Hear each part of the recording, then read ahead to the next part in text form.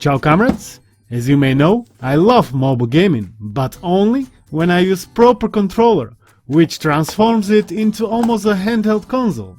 Up until now, I was using my trusty Razer Kishi, but it looks like the time has come for me to say goodbye to it, cause I've received this newly released Gamesir pad, and let me tell you something, this mobile controller is on the next level. It uses Hall effect joysticks and Hall effect analog triggers. There are two programmable buttons from the rear side, interchangeable joysticks, the ergonomics are very good, you can use it with Apple as well as Android, plus much more. So let's check all its features and compare it to Razer Kishi. This, my friends, is Galileo G8 made by Gamesir. They already made one mobile controller, that one was X2. I didn't really like it, I felt like Razer Kishi was better, but G8 is strong contender for being my next best pad. In the box we have controller, exchangeable joysticks and little box with manual and stickers.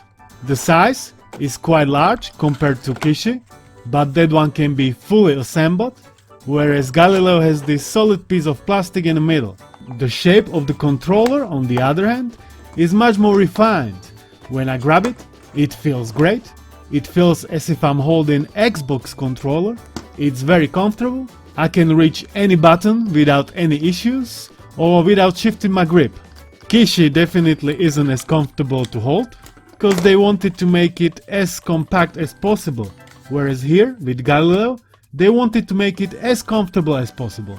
There are all the usual buttons available, plus programmable LNR4 from the rear side. They can be easily pressed, they are on a good position where my middle finger wanna naturally go.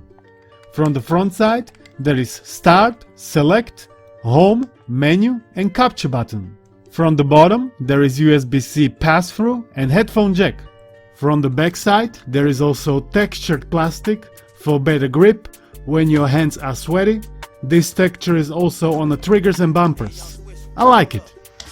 When I compare the buttons to Razer Kishi, Dpad is more clicky, Kishi's Dpad is with membrane, bumpers are also clicky, Kishi's are with membrane, triggers are large and analog, Kishi's triggers are tiny and don't feel as premium, same as joysticks, they feel amazing, they got nice lip, surface is larger, plus you can lift the faceplate that is hold on to place with magnets and change the joystick for taller one, for tiny one or for rounded one. All of these are included in a box. However, you cannot change any other buttons, only the joysticks. USB-C pass-through can fast charge, on Kishi it only slow charges, even with the same phone and the same charger. Now let's plug it into the phone. USB-C can be angled for easier installation, so you can plug it in, extend and job done. There is this rubbery material from the inside, so the phone holds properly in a place and it doesn't get any scratches, it is protected. I've tried it with smaller and larger devices, it was good fit. It supports a width of up to 185mm. If your phone is inside the case, it will also fit. There is enough space, but that also means if the phone is without the case, there is gonna be some empty space left behind the phone. Also huge thanks to company for sending product for honest review, it's greatly appreciated. Now let's play some games. I've tried first person shooters and all the controls felt great. Maybe the stick sensitivity was a bit weird, but that can be easily adjusted in the Gamesir app that you can install from the Play Store. I think it is not available yet for the App Store, cause this controller works with iOS as well as Android. Well, as long as your iPhone comes with USB-C. You can also adjust triggers, cause these are analog ones, so they work great for like a throttle for cars, but not so great for action games, where you want it to register straight away. They call it hair trigger, and you can turn it on either in the app or with the controller shortcut. There are a few more of these shortcuts that I really like. There is a shortcut for volume, for action button swapping, for rear buttons mapping, for enabling turbo, and for switching modes. PlayStation, Android and G-Touch, which we will use for mapping the buttons for Android games that doesn't have native controller support.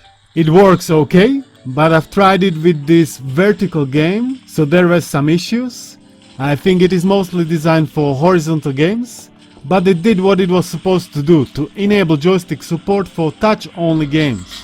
For other native games, it worked great, as well as for emulators. It recognized the controller straight away, and it was usually able to map it automatically. It was working also for some unofficial games, like Hollow Knight.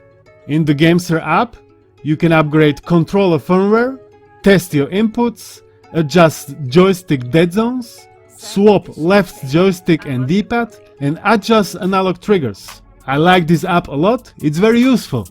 Now, let's look at the Dpad. It certainly feels different than Razer's Kishi Dpad, but after a while I was able to get used to it and pull the moves off consistently. I'm not much into Dpad games, but if you are, I think you will not be disappointed. Now to my final thoughts. I like it, I like the Hall effect joysticks, I like the shape, I like the analog triggers, I like it all except the price, clearly. I think you've been all expecting it, same as me, that they will ask quite a bit for all of these cool features. Right now starting price is at $80, £80 and €90. If I was you, I would definitely wait for some discount. I'm sure they will reduce the price sooner or later for Christmas or for Black Friday, Cyber Monday, etc. If you have enough disposable income, I mean, it's solid controller. I had blast trying it out, and I will keep using it in the future cause I prefer it over Razer Kishi, which is still quite good controller that you can buy for pretty cheap, especially at the second-hand market. So like always, it's up to you to know what you're after. I hope this video helped you to gain more information. Thanks to you for watching. Like, subscribe, join if you've enjoyed it. Thanks to members for support. Peace out.